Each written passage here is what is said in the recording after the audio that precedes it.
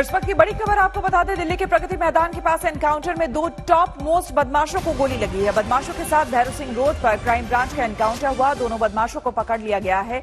बदमाशों पर लाखों का इनाम था। बदमाशों के नाम रोहित और टीटू हैं। बड़ी खबर इस वक्त की सामने आ रही है, आपको हम बता दें, दिल्ली में इन दोनों कुख्यात बदमाशों को गोली मारी गई है। एनकाउंटर में इन दोनों को गोली लगी है। इन दोनों पर लाखों के इनाम थे। इन दोनों का नाम रोहित और टीटू है। काफी लंबे समय से पुलिस को इनकी तलाश थी। कई मामले हैं, संगीन मामले, जो इनके ऊपर दर्ज है। सुशांत मेहरा हमारे संवाददाता हमारे साथ जुड़ गए हैं ज्यादा जानकारी के साथ। सुशांत, इनके बारे में और क्या कुछ जानकारी मिल रही है? कब से पुलिस को, दिल्ली पुलिस को इनकी तलाश थी और कहां कहां वो इस तरह के जो संगीन अपराध इन्होंने किए हैं उसको अंजाम देते थे? क्या सिर्फ दिल्ली में या दिल्ली के बाहर भी? देखिए, मैं आपको बता दूं कि क्राइम ब्रांच टीम की श्रोता ये एक बड़ी कामयाबी जो है वो मानी जा रही है। पिछले कई सालों से दिल्ली पुलिस की क्राइम ब्रांच टीम को इनकी तलाश थी और अब जाकर के इनको धर दबोचा है क्राइम ब्रांच टीम ने। हत्या के मामले दर्ज हैं, किडनैपिंग के मामले दर्ज हैं, साकेत कोर्ट के बाहर जो है मर्डर का मामला इनके ऊपर दर्ज है। कई मामले किडनैपिंग से जो कि मयूर विहार इलाकों के अंदर थे वहां पर इनके ऊपर दर्ज है। इसके अलावा कई आपराधिक मामले मकोका भी इनके ऊपर दर्ज है और इसके साथ साथ ये जो वो मामले हैं जो इनके ऊपर दर्ज है। इसके अलावा कई ऐसी वारदातें भी हैं जो कि इनको लेकर के पुलिस को लगातार काफी लंबे वक्त से इनकी तलाश थी और क्राइम ब्रांच टीम ने सुबह के वक्त ट्रैप लगाया, इनको रोकने की कोशिश की गई। कई राउंड जो है वो फायरिंग हुई, इन्होंने पुलिस के ऊपर फायरिंग करी और जवाबी कार्रवाई में पुलिस ने इनके ऊपर जो है वो गोलियां चलाई, जिनमें इनके पैर पे जाकर के गोली लगी, जिसके बाद पुलिस ने इनको धर दबोचा है। और पुलिस की तरफ से माना जाए तो एक बड़ी कामयाबी है क्योंकि अब इनसे कई जो वारदातें दिल्ली के अंदर हुई। बहुत बहुत शुक्रिया आपका तमाम जानकारी के लिए।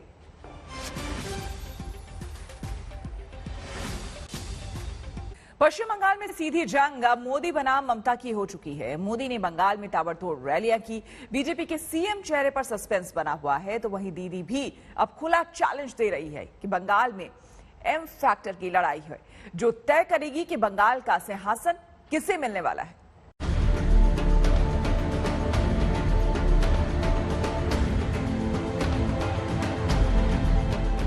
दीदी, ओ दीदी, दीदी, अरे दीदी, ओ दीदी। दीदी को ये पीएम की ललकार। दीदी, ओ दीदी, ये नरेंद्र मोदी का ममता पर ताबड़तोड़ वार। दीदी इस बात से बौखलाई हुई है कि बंगाल के लोग उनका खेला समझ गए हैं, इसलिए तृणमूल वाले आजकल झूठ और प्रपंच पर उतर आए हैं। ये दीदी और दादा की जंग है। ओ दीदी, दीदी कहने का अंदाज और जनता के बीच गूंजती तालियां बताती हैं कि बंगाल में कुर्सी की जंग अब टीएमसी और बीजेपी की नहीं बल्कि मोदी बनाम ममता हो चुकी है। तो मैं दीदी चाचे आशोल परिवर्तन अच्छे।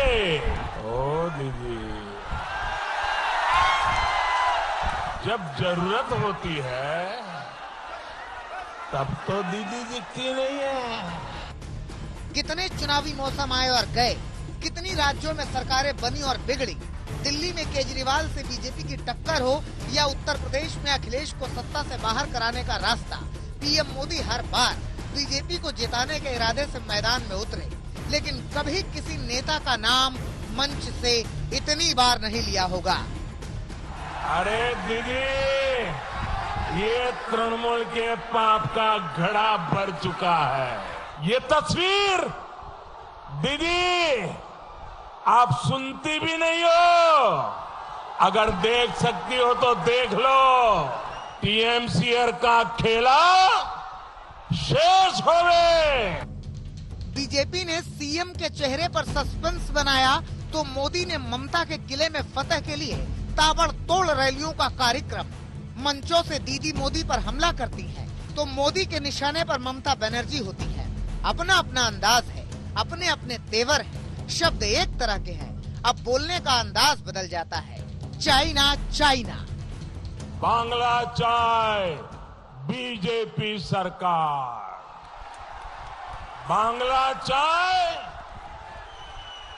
बांग्ला चाय, बांग्ला चाय, बांग्लाय दरकार बीजेपी सरकार, बांग्लाय दरकार बीजेपी सरकार। चाइना चाइना, बीजेपी के चाइना, चाइना चाइना, रावणদের চাইনা, চাইনা চাইনা, দৈত্যদের চাইনা, চাইনা চাইনা, দাঙ্গাকারী চাইনা, চাইনা চাইনা, কৃষক হত্যাকারীদের চাইনা, চাইনা চাইনা, বন্ধ করে দেওয়া শিল্পকে মালিককে চাইনা, চাইনা চাইনা, মা বোনদের উপর অত্যাচারীদের চাইনা, চাইনা চাইনা, কৃষকরা ওদের চায়না, শ্রমিকরা ওদের চায়না, ছাত্র যৌবন চায়না, মা বোনেরা চায়না, তপশিলীরা চায়না, आदिवासीরা चाइना, कुंभकर्ण चाइना। बंगाल में मंचों से खेला होता है, बस डायलॉग डिलीवरी का स्टाइल बदल जाता है। आपने खेला खेला, आमरा सेवा करब, आमरा सेवा करब, खेला नय सेवा होवे सेवा। दीदी इस बात से बौखलाई हुई है कि बंगाल के लोग उनका खेला समझ गए हैं। इंचिते इंचिते युद्ध होवे, खेला होवे, खेला होवे, खेला होवे।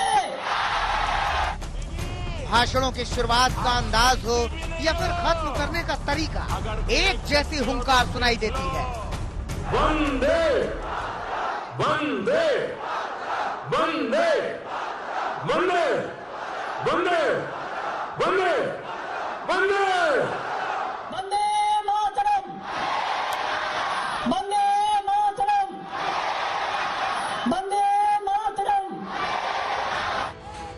बैटल ऑफ बंगाल अब एम फैक्टर में तब्दील हो चुका है, जहां एक और ममता के सामने अपना किला बचाने की जंग है, तो मोदी के लिए साख की लड़ाई, जहां जनता को तय करना है कि वो दीदी को फिर से लाएगी या फिर दादा का कोई सेनापति बंगाल के सिंहासन पर बैठेगा। कोलकाता से चित्रा त्रिपाठी, अनुपम मिश्रा, सूर्याग्नि रॉय और प्रेमा राजाराम के साथ आज तक ब्यूरो।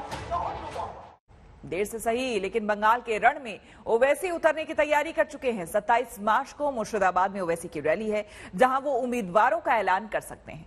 अब सवाल यह है कि क्या मुस्लिम वोट पर ओवैसी के दाव से ममता को चोट लगेगी?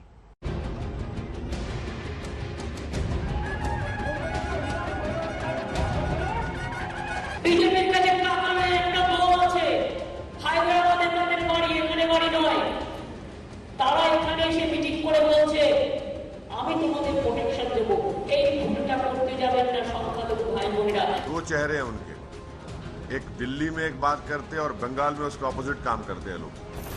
बंगाल में चुनाव लड़ने की लंबी खामोशी के बाद असदुद्दीन ओवैसी ने आखिरकार बंगाल के रण में उतरने का ऐलान कर दिया है।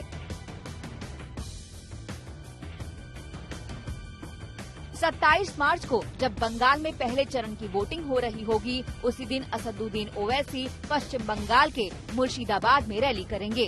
माना जा रहा है कि इसी दौरान ओवैसी ऐलान करेंगे कि वो कितनी सीटों पर चुनाव लड़ेंगे और उनके उम्मीदवार कौन कौन होंगे।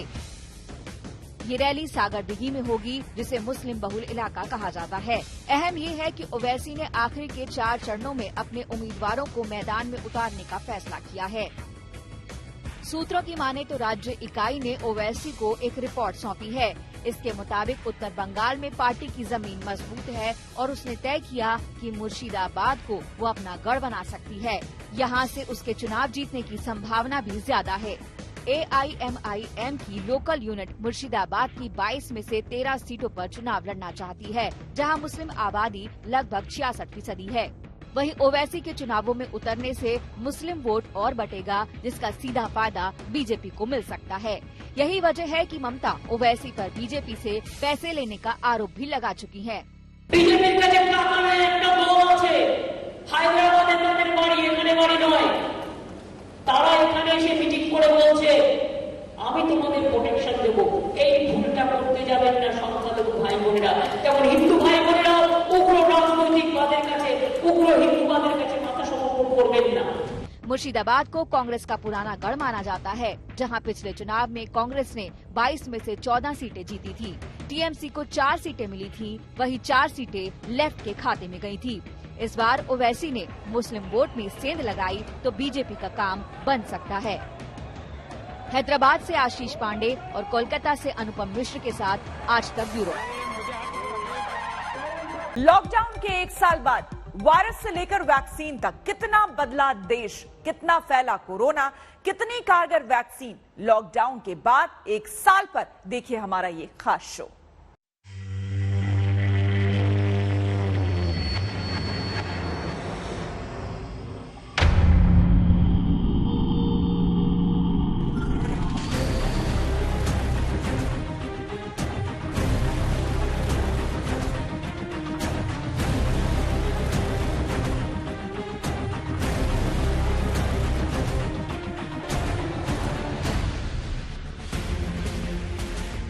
क से कोरोना जो खतरा लाया, ख से खौफ संक्रमण से पैदा हुआ, ग से ग्रहण जो जिंदगी पर लगा, घ से घर दफ्तर का काम जहां से चला, च से चीन वायरस जहां से आया, छ से छींक आए तो रखना ख्याल, ज से जान रखना है सबका ध्यान, झ से झुंड जिससे रहना है दूर, ट से टोकना जो तोड़े रूल, ठ से ठानना मास्क है लगाना, ड से डॉक्टर बन गए संकट मोचक, ढ से ढिलाई कोरोना की रफ्तार बढ़ाई, त से तरक्की कारोबार के लिए है जरूरी, थ से थूकना आदत है छोड़ना, द से दवाई वायरस से लड़ाई, ध से धंधा जो बढ़ गया मंदा, न से नमस्कार यही वक्त की दरकार, प से पढ़ाई ऑनलाइन कराई, फ से फिल्म OTT पर आई, ब से बचाव सबसे बड़ा उपाय है, भ से भारत जीतेगा ये लड़ाई, म से मास्क लगाना है भाई, य से यारी 2 गज की दूरी में समझदारी, र से रिस्क उठाना पड़ेगा भारी, ल से लॉकडाउन लक्ष्मण रेखा याद आई, व से वैक्सीन हिंदुस्तान ने बनाई, श से शहर टूटा सबसे बड़ा कहर, श से षड्यंत्र नहीं मिला वायरस का एड्रेस, स से सफाई सबसे बड़ी दवाई, ह से हैंड वॉश करते रहना बार बार, श से क्षमता टीकाकरण है बढ़ाना, त्र से त्रस्त साल भर दुनिया रही पस्त, ज्ञ से ज्ञान रहना है कोरोना से सावधान। हिंदुस्तान को बचाने के लिए, हिंदुस्तान के हर नागरिक को बचाने के लिए, आपको बचाने के लिए, आपके परिवार को बचाने के लिए आज रात 12 बजे से घरों से बाहर निकलने पर पूरी तरह पाबंदी लगाई जा रही है। तो सुना आपने प्रधानमंत्री नरेंद्र मोदी को, उन्होंने कहा है आज रात 12 बजे से पूरे देश में संपूर्ण लॉकडाउन। सरकार के सुझाव का पालन करें, आज रात 12 बजे से पूरे देश में संपूर्ण लॉकडाउन होगा, इसे कर्फ्यू ही समझिए।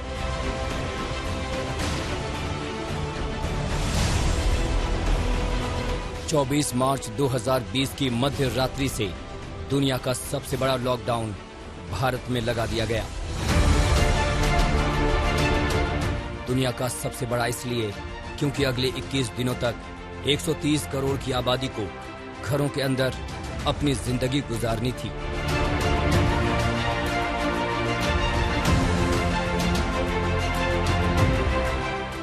घर के बाहर कदम रखने का मतलब था सलाखों के पीछे जाना। तब किसी को नहीं पता था कि कोरोना वायरस के संकट से कितने दिनों तक लड़ना और जूझना होगा। भविष्य को लेकर मन में जिज्ञासा और आशंकाओं का ही डेरा था। देश में असंगठित क्षेत्र के मजदूरों में गांव वापस जाने की बेताबी थी, तो विदेश में रहने वाले भारतीयों को वतन लौटने का इंतजार। लेकिन लॉकडाउन ने जिंदगी को हाउस अरेस्ट कर दिया था। 1 साल बाद आज वही देश वायरस से वैक्सीन तक महामारी से मुकाबले का सबसे बड़ा योद्धा बनकर पूरी दुनिया में उभरा। 1 साल पहले लॉकडाउन के दौरान वैक्सीन एक सपना था, एक आस थी। आज भारत अपने देश में 45 साल से ऊपर सभी का टीकाकरण करने को तैयार है। 1 साल पहले कोरोना से लड़ाई को लेकर भारत में डर और खौफ था। आज कोरोना के खिलाफ लड़ाई की राह भारत दुनिया को दिखा रहा है। 1 साल पहले टेस्ट और वैक्सीन कल्पना थी। आज कोरोना की टेस्टिंग और टीकाकरण में भारत आत्मनिर्भर है। मंडल के बैठक में चर्चा हुई और विशेषज्ञों की सलाह, टास्क फोर्स का सलाह और वैज्ञानिक आधार पर 2 फैसले किए गए। पहला फैसला यह कि 1 अप्रैल के बाद 45 से ऊपर कोई भी हो जिसको बीमारी है या नहीं है, सबको वैक्सीन उपलब्ध होगा।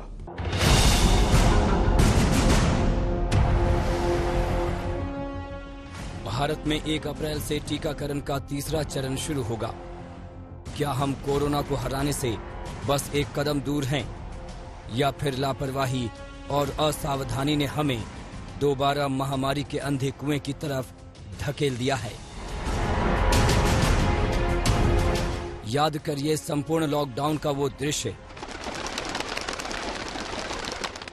जिसके बारे में कुछ दिन पहले महाराष्ट्र के मुख्यमंत्री उद्धव ठाकरे ने महाराष्ट्र में बेकाबू हुए कोरोना को लेकर बड़ा बयान दिया था। किंबहुना सप्टेंबरमध्ये जो आपल्याकडे सर्वोच्च बिंदू त्यांनी जो गाठला होता त्याच्या जवळपास किंवा त्याच्या पुढे आता आपण गेलेलो आहोत। पुन्हा लॉकडाऊन करणं हा एक मार्ग आहे। उद्धव ठाकरे ने महाराष्ट्र के लोगों को वार्निंग दी थी, लेकिन लोगों की लापरवाही ने महामारी के कमबैक को दावत दे दी। देश के नक्शे पर महामारी का कहर डराने वाला है। महाराष्ट्र में पिछले 24 घंटे में करीब 32,000 नए केस सामने आए। मुंबई में कोरोना काल में नया पीक देखा गया। दिल्ली में 1200 से ज्यादा कोरोना के नए केस, गुजरात में करीब 1800 कोरोना के मामले सामने आए। तमिलनाडु में करीब 1636 कोरोना के नए केस दर्ज हुए। महाराष्ट्र, पंजाब, कर्नाटक, छत्तीसगढ़ और गुजरात में कोरोना बेकाबू।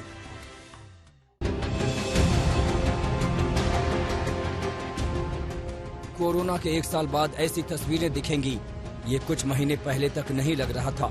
कोरोना का ग्राफ नीचे आ गया था, लेकिन मौजूदा रफ्तार को देखते हुए एक बार फिर बड़े और कड़े फैसलों का दौर शुरू हो गया। महाराष्ट्र के बीड में 26 मार्च से 4 अप्रैल तक संपूर्ण लॉकडाउन। महाराष्ट्र के नांदेड़ में 25 मार्च से 4 अप्रैल तक लॉकडाउन। नासिक में 31 मार्च तक शनिवार और रविवार को लॉकडाउन। मध्य प्रदेश के 7 शहरों में रविवार को लगेगा लॉकडाउन। एमपी में त्योहारों में पब्लिक गैदरिंग पर पूरी तरह लगाई रोक। गुजरात में सार्वजनिक जगहों पर होली खेलने पर भी लगी रोक। क्या 1 साल में हमने जो सबक सीखा, अब उसी सबक को भूलने की वजह से नए खतरे को दावत दे दी? आज इसे समझने के लिए आपकी याददाश्त को दुरुस्त करने की जरूरत है।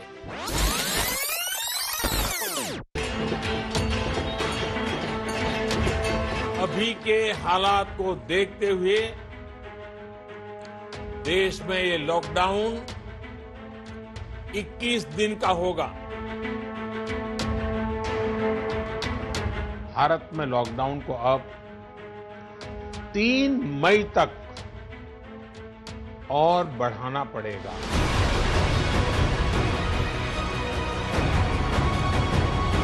दुकानें बंद रहेंगी रात 10 बजे से सुबह 5 बजे तक। लॉकडाउन के ऐलान वाली तारीख के 1 वर्ष पूर्ण होने पर हम आपको फ्लैशबैक में लेकर चलेंगे।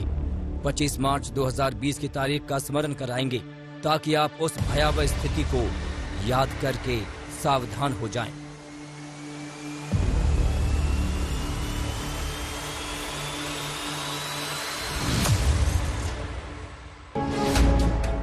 एक साल पहले 25 मार्च 2020 को वो तारीख लोगों के जहन में ताजा हो गई, जब गृह मंत्रालय के आदेश पर सब कुछ बंद कर दिया गया था, यानी संपूर्ण लॉकडाउन। सड़कों पर यातायात से लेकर कारोबार तक सब कुछ ठप। ट्रांसपोर्ट, बाजार, इंडस्ट्री, स्कूल, कॉलेज, मॉल, धार्मिक स्थल, राजनीतिक कार्यक्रम, पारिवारिक कार्यक्रम सब कुछ बंद। इसे यूं समझिए, सार्वजनिक क्षेत्र में हर गतिविधि पर पूरी तरह पाबंदी लगाई जा चुकी थी। देश में सभी ट्रांसपोर्ट सर्विस तत्काल प्रभाव से रद्द कर दिया गया। रोड पर गाड़ियों के पहिए पूरी तरह थम गए। दुनिया के सबसे बड़े रेलवे नेटवर्क को पहली बार यात्रियों के लिए बंद कर दिया गया। यात्रियों की हवाई उड़ान अनिश्चित काल के लिए रद्द थी। समंदर के रास्ते यातायात इससे अछूता नहीं था। सिर्फ आपातकाल सेवाओं पर रोक नहीं थी। अब लॉकडाउन किया जा रहा है। ये एक तरह से कर्फ्यू ही है। जनता कर्फ्यू से भी कुछ कदम आगे की बात। जनता कर्फ्यू से जरा ज्यादा सख्त।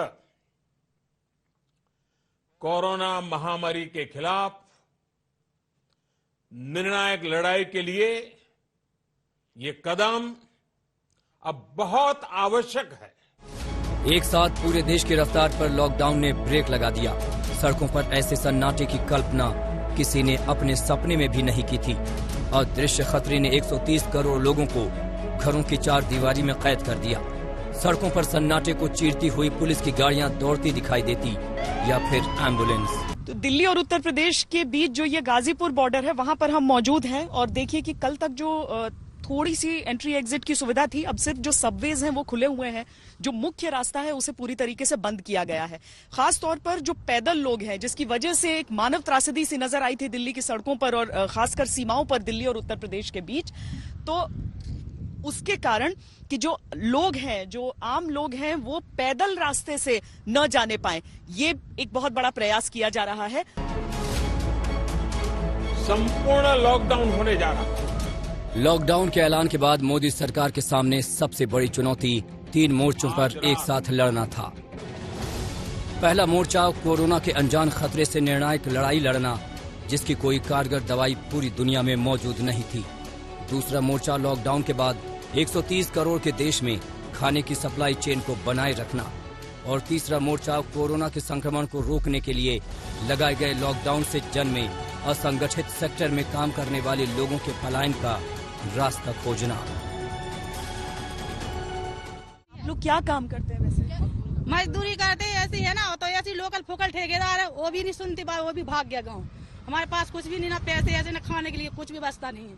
तो क्या करें, जा रहा है, पैदल भी जा रहा है, जैसे भी है। हम इस समय जहाँ पर मौजूद है, मुझे लगता है कि यहाँ पर जैसे ही ये इन लोगों को मदद पहुंचाना बहुत जरूरी है, क्योंकि अगर जहां पर रह रहे हैं वहां से हटा दिया गया है, वहां पर ये कह दिया गया है कि अब यहां नहीं रह सकते हो, यहां से निकल जाओ। और इनका कहना है कि वहां पर कोई आया ही नहीं मदद के लिए, तो आखिर उसके आगे करेंगे क्या?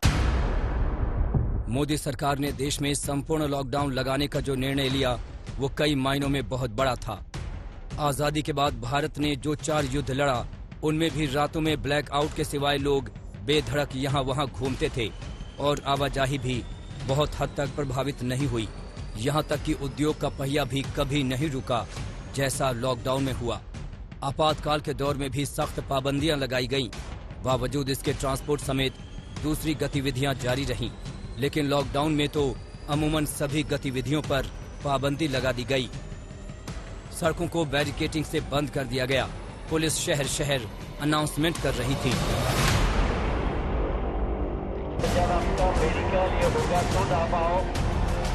के नाम के बाहर मत घूमो। और लॉकडाउन का उल्लंघन करने वालों पर सख्ती की तस्वीरें देश भर से आती रहीं। संपूर्ण लॉकडाउन के एक दिन बाद वित्त मंत्री निर्मला सीतारमण ने आर्थिक पैकेज का ऐलान किया, जिसे कई पहलुओं को ध्यान में रखकर बनाया गया था। करीब 1.7 लाख करोड़ रुपए की आर्थिक मदद की घोषणा की गई। अगले 3 महीनों तक हर महीने अनाजों की मौजूदा सीमा को दोगुना किया। 5 किलो गेहूं या चावल समेत 1 किलो दालें अतिरिक्त देने का ऐलान हुआ। 20.4 करोड़ महिलाओं के जनधन खातों में अगले 3 महीने तक हर महीने 500 रुपए, किसान सम्मान योजना से 2000 रुपए का अग्रिम भुगतान किया गया। आज रात 12 बजे से पूरे देश में संपूर्ण लॉकडाउन होने जा रहा है। जब प्रधानमंत्री ने तय किया कि अब जरा भी और वक्त गंवाए बिना 25 मार्च 2020 से 21 दिनों का नेशनल लॉकडाउन लगा दिया जाए, वो बखूबी जानते थे कि देश में हेल्थ के बुनियादी ढांचे और सुविधाओं के बलबूते कोरोना जैसी महामारी से लड़ाई मुश्किल नहीं असंभव है, क्योंकि दुनिया की महाशक्तियां सरेंडर कर चुकी थीं। सोचिए, 130 करोड़ की आबादी वाले देश में करीब 29,000 मरीजों के इलाज के लिए आईसीयू की सुविधाएं थीं, वो भी देश के अलग अलग राज्यों में। इंडियन हेल्थ मिनिस्ट्रीज के मुताबिक 25 मार्च 2020 को देश में कोविड के लिए 37,618 आइसोलेटेड बेड, 9,512 आईसीयू बेड और 8,432 वेंटिलेटर थे, यानी 84,000 पर एक आइसोलेटेड बेड देश में था।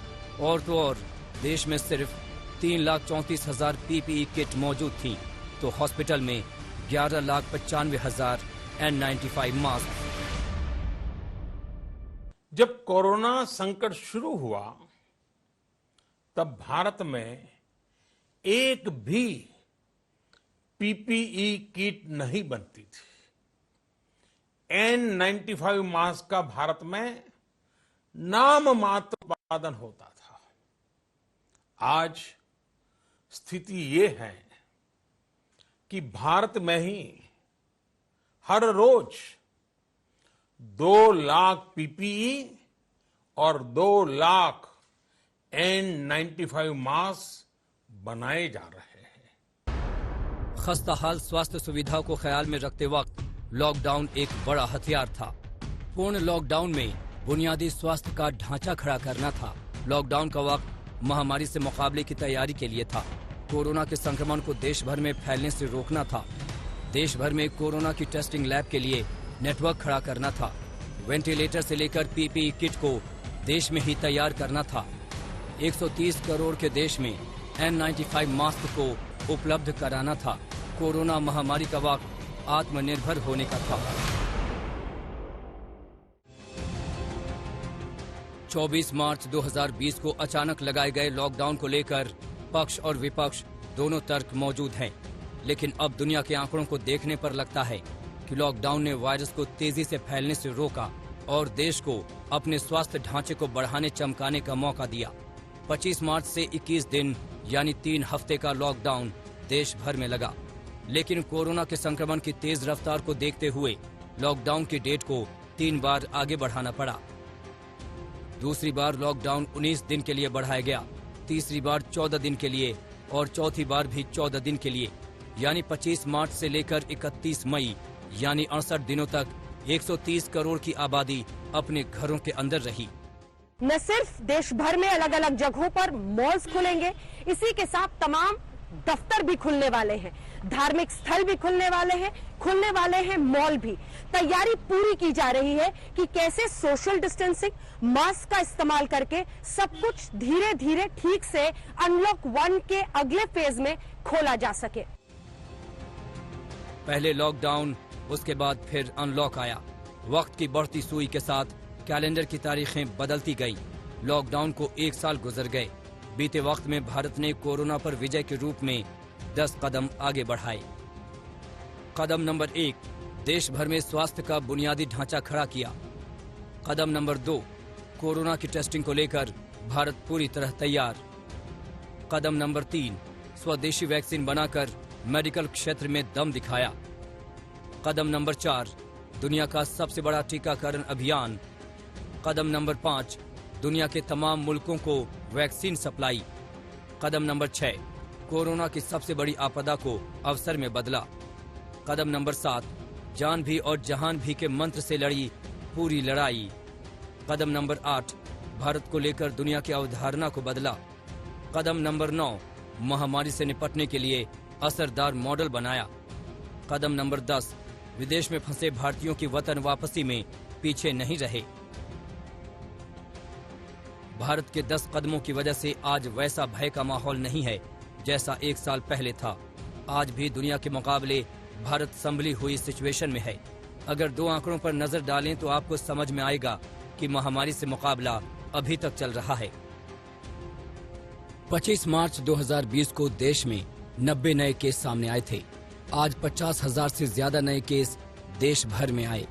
25 मार्च 2020 को देश भर में कुल 681 केस आए थे। आज देश भर में कुल केस की संख्या 1 करोड़ 17 लाख से ज्यादा है। 25 मार्च 2020 को कोविड से कुल मृत्यु 12 थी। आज देश भर में कोरोना से हुई मृत्यु का नंबर 1,60,000 से ज्यादा है। आज के आंकड़ों को देखकर ये नहीं कहा जा सकता है कि मुश्किल दौर बीत गया। कोविड के मामलों का ग्राफ आज कुछ राज्यों में दूसरी लहर तक पहुंच गया। भले ही टीके की खुशी हो, लेकिन संक्रमण की नई लहर का कहर बताता है कि महामारी अब भी हमारे बीच मौजूद है। ब्यूरो रिपोर्ट आज तक।